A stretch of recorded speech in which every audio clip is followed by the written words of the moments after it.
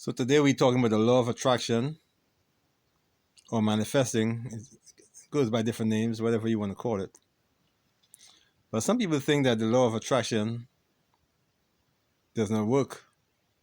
I'm here to tell you the law of attraction been working in your life since the day you were born. The thing is, you're not aware of it.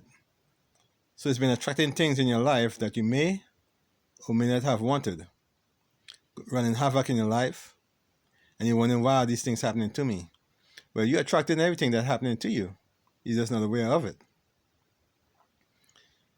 To take control and attract the things you want, first you have to clearly define what it is you want. You can't be vague. You have to be very specific. How it smells, what your life would look like, your day-to-day interactions, and it may not always be about money, because I'm here to tell you, if you contracted an illness, a terminal illness, you can find real fast that it's not always about money. You might say, well, Anthony, if I had money, I could find a cure. But I'm here to petition you and tell you, why not go straight to the source? Ask for a cure. You should be manifesting a healthy life. That's what your goal should be. And then you can find real fast that you can have that healthy life, and then you can go ahead and take it from there. But first, you must be specific.